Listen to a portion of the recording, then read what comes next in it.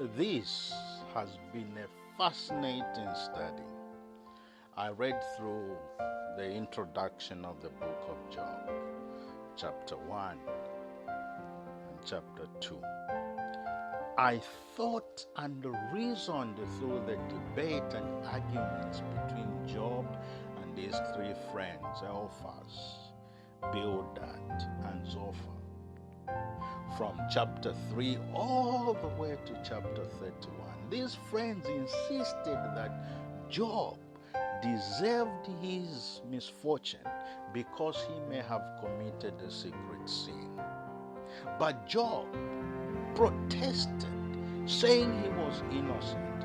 Yes, he complained, he doubted, he despaired, he questioned, he anguished, and finally resigned himself to his fate. In chapter 32, all the way to chapter 37, a new voice, Elihu, joined the picture. Elihu was giving witness to what Job was crying for, an emperor, someone to arbitrate between God and man. I read through the epilogue, chapter 42. God reveals himself to Job in a whirlwind of questions about creation. In the end, Job replied with the last words we will ever hear from him in this book. I had only heard about you before, but now I have seen you with my own eyes. He admits here that he knew about God and that it was different from knowing God. One scholar did a count,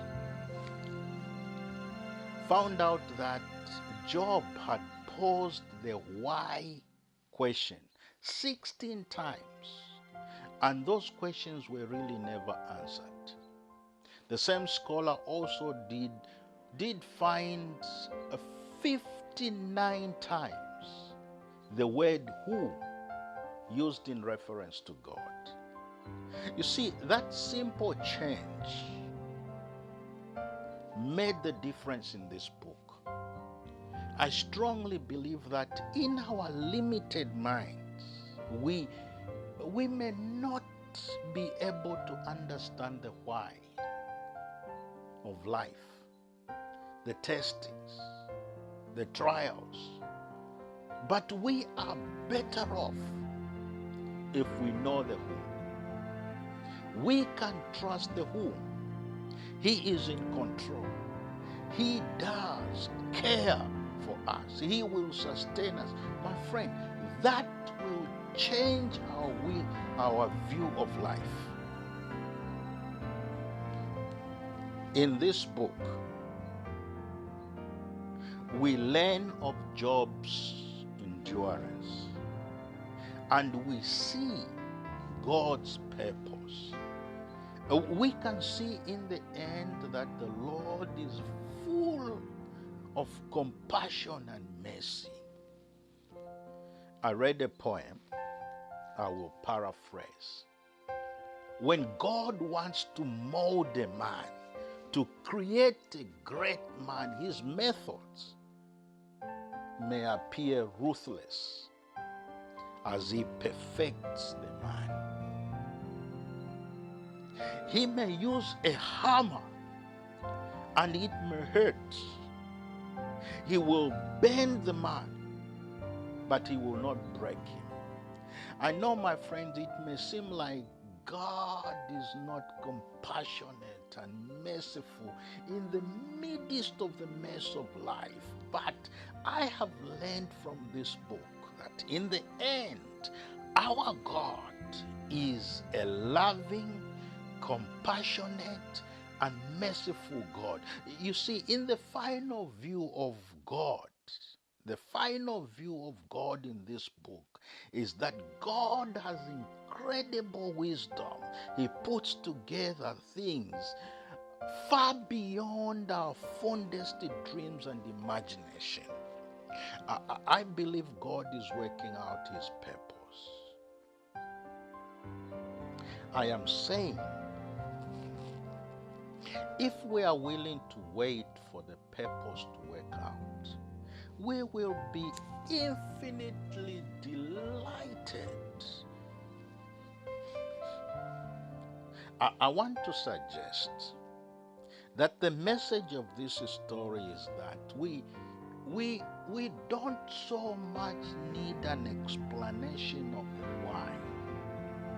What we need is an experiential encounter with the who. We need that leap from just knowing about God to actually experiencing God, knowing God on a personal level in our own experiences.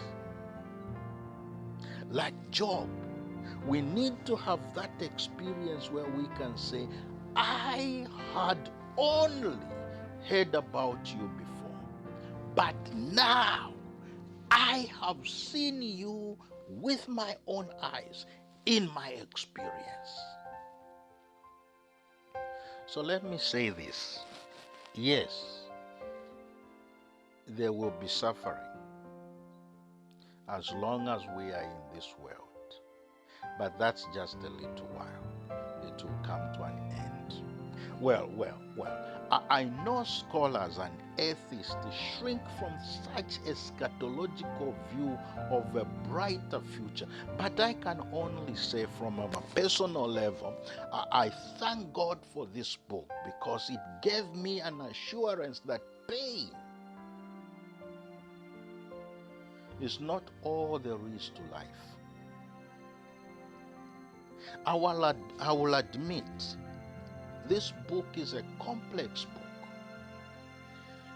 It explores the depth of despair. This book testifies to the fact that there are some things that we are not able to explain. But the book also says there is a possibility of a new life. I will be honest with you. I don't want to minimize suffering. But at the same time, I also don't want to minimize the glorious hope ahead. I think the greatest lesson in this story is that God is God. He is in control of life even when we are going through trials. The lesson from this book is that Satan wants us to abandon our faith, to give up on the many hours of joy and delight that we have had in the experience with God, just because we are passing through present trials. Satan wants us to get upset, to get angry, and to be resentful, to stop going to church, to stop reading the Bible, because we are passing through a present difficult situation. My friends, can I say this to you? If we let Satan have his way, we will perish. Again, let me say this. I learned from this book of Job that in the darkest moment of our lives, God is there. Regardless of the outward appearance, God is in control. I have made up my mind that I will trust my life in the hands of God, no matter what.